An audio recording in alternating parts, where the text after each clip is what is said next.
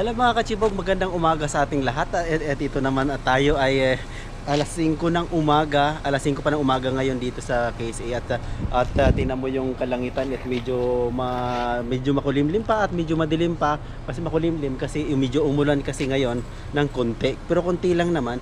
Pero tayo hindi tayo magpapatinag ngayon, tayo magbabike, tayo mag-exercise ngayon kasi marami tayo ngayong pupunta doon sa isang park magbabike. So kami ngayon, dalawang sasakyan kami papunta doon at medyo malayo-layo na konti yon. Kaya alas 5 ng umaga pa is naka-ready na kami. Nagising kami kasi kaganina alas 3 pa at pinaghandaan talaga namin ito kasi medyo matagal-tagal na rin kasi kami hindi nagbabike. So ito kasi parang samahan talaga namin ito na napakaganda at talagang solid na solid ito ng bikers. Ito yung band bikers. Watch out mga band bikers dyan. Binabaybay natin yung papunta tayo ng Wadi Hanifa at limang sasakyan kami nakakonvoy yung iba at nauna din yung iba. Pero doon na kami makita-kita sa Wadi Hanifa mismo. Mga less than 20 yata kami lahat doon, yung mga bikers. Napakaganda ng lugar at dito kami magbabike. Maganda magbabike ngayon kasi ito medyo malamig na rin yung panahon ngayon at medyo makulimlim din. Napakaraming mga nagja-jogging dito. So mga kachibog, nandito na tayo sa park at kararating lang natin at doon nakarating tayo ng around 6 na. Around 6 pero umalis kami kaganina 5 band of bikers tayo mga kachibog. So ngayon nandito na kami at hinihintay namin yung ibang mga kasamahan namin kasi marami kami. Yan, nagbabike na yung iba hindi pa binababa yung mga bikes nila. Binababa muna upang tayo makapag-umpisa na. Pero parang nagbabago kasi yung isip ng iba dito kasi malamig.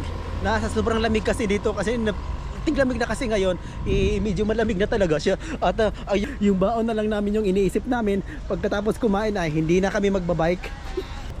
Napakaraming mga nagbabike ngayon dito sa park na to kasi dito yung kasi parang ang ganda kasi na mababike nito, ang ganda ng location niya, ang ganda ng view niya. Yan, habang inaayos nila yung mga bike nila yung iniisip ko naman yun yung pagkain kasi yung pagkatapos kasi kumain ako matutulog. Ang bike niya napakagandang bike nito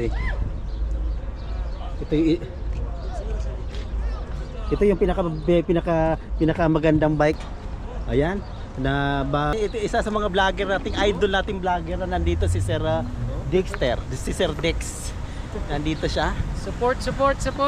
Dextrail! At saka syempre ang ating isa sa mga idol nating vlogger, Sir. Si Sir Dexter. Ayan. So isa sa mga kasamahan natin yung band bikers. Ito din yung isa sa mga idol natin na na Bisaya din to katulad ko rin Bisaya din to Nandito na kami lahat at yan mag-uumpisa na yan sila sa pagbabike. Pero yan kumakain muna at nilalaman muna na yung mga tiyan nila upang ito may energy naman.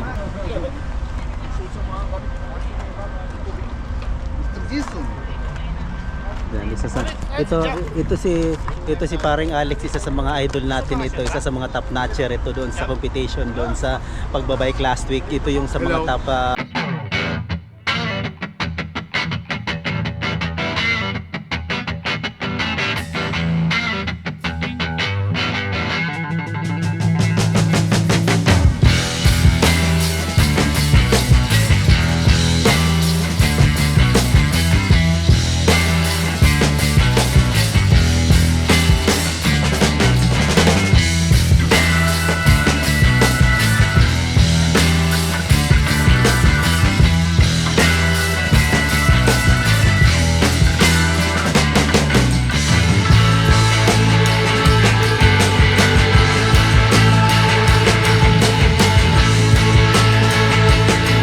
nagbabike kami, naiwan dito sa mga pagkain dito kasi iniwan namin yung bike namin doon sa amin kasi malamig kasi at saka uulan kaya hindi namin dinadala yung bike namin.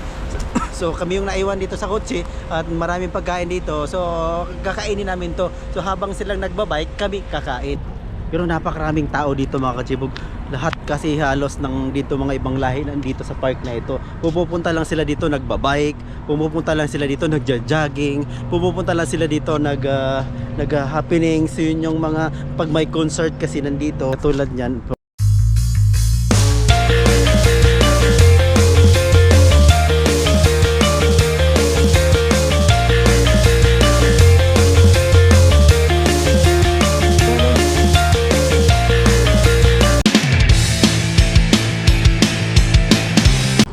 So ito mga kachibog, nandito tayo sa tulay. Hindi natin alam kung anong tulay ito, anong pangalan nito.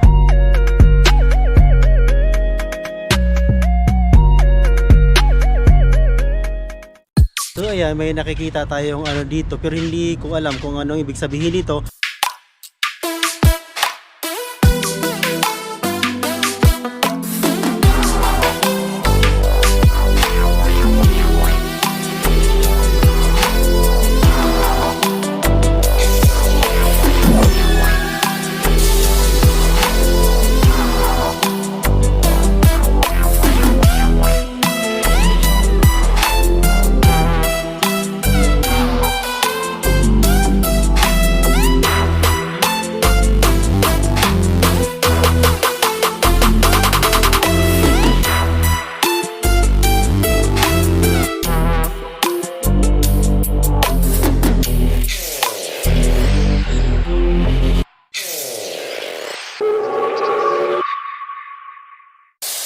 Yan, aakyatin natin yan.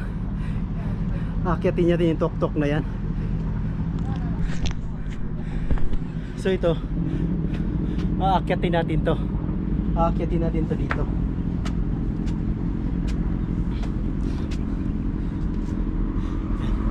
Napakaganda.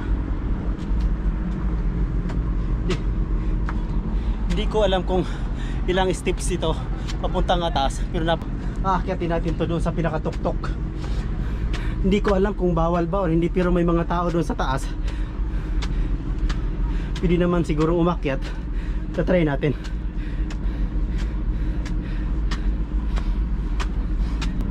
I-explore natin tong isang hagdan dito na hindi pa natin naakyat mula nung napunta ako dito. First time kong umakyat dito, pero hindi ko alam kung ito'y bawal o hindi.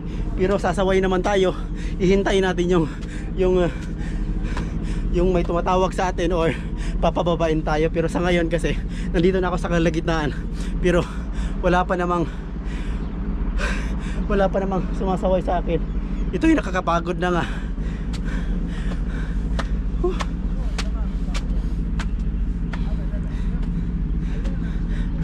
Nandun sa baba yung mga motor sa group.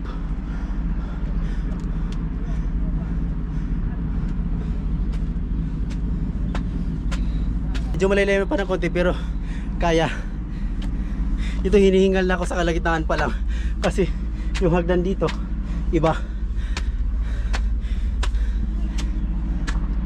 Oh, overlooking. Oh, napakaganda. Napakaganda ng baba nito.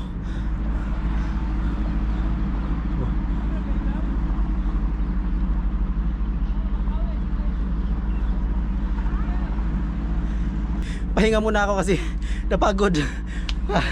Nasa kalagitnaan pa ako pero pagod na ako. Kailangan ito iakyat. Itatry natin kung ito ba ay bawal sa taas. Itatry natin akyatin. Mga ibon nandyan, mga balin sa sayaw nandyan. So akala ko yung balin sa sayaw makikita mo lang sa Pinas, pero meron din pala dito sa Saudi.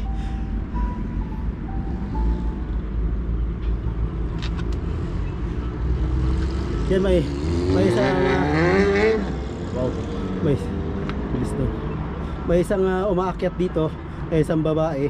Hindi natin kukuha na ng video kasi baka bawal kasi sa ibang lahi yan eh. So atin ang aakyatin. Malapit na tayo sa katotohanan. At parang ako'y nahihilo kasi hindi ko kaya mga matataas na lugar. So ako'y medyo nahihilo, pero hindi ko naman makikita pag nandito ako sa side na ito. Hindi ko siya nakikita masyado.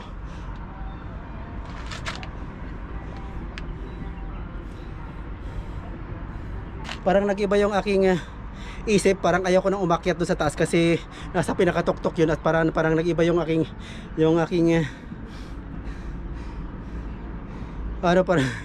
parang nahihilo ako na hindi ko maintindihan, kaya so kailangan kong umistop or babalik na lang siguro, pero I will try my best na kaya ko ito kasi first time ko umakyat at saka nakakahilo talaga siya.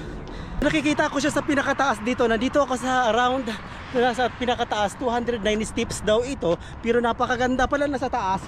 Ito malaki,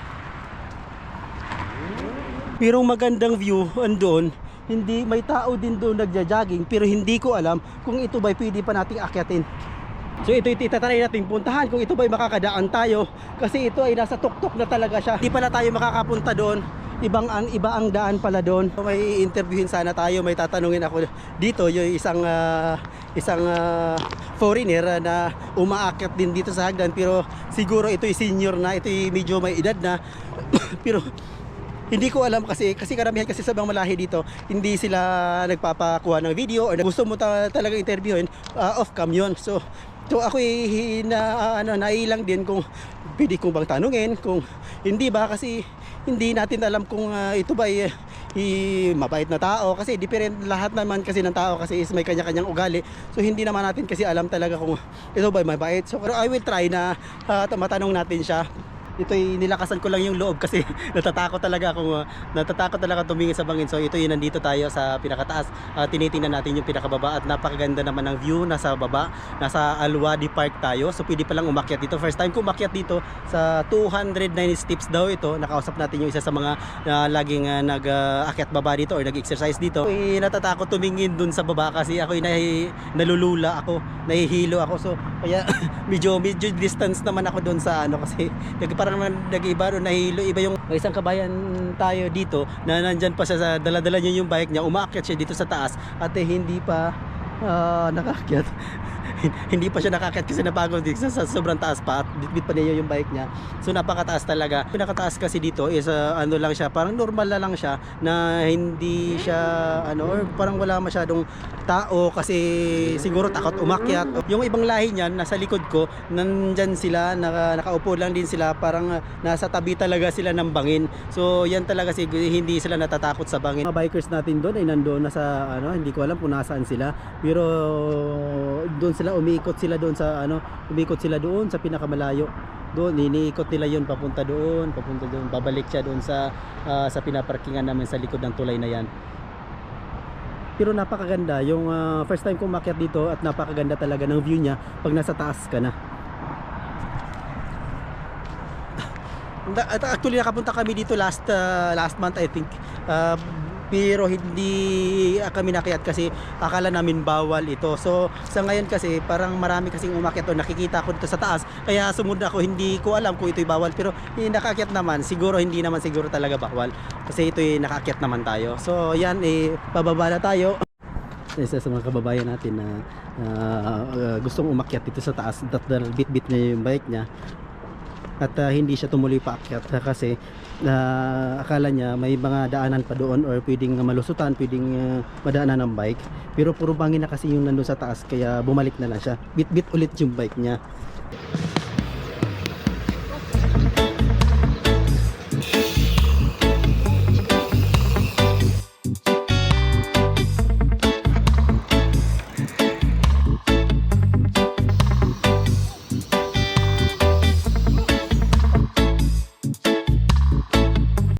Ganito kami mga kachibog. Pagkatapos naming magbike, syempre hindi mawawala yung chibugan. Kaya tara, kakain na tayo. Maraming salamat sa panunod yung mga kachibog at hanggang sa muling episode mga kachibog.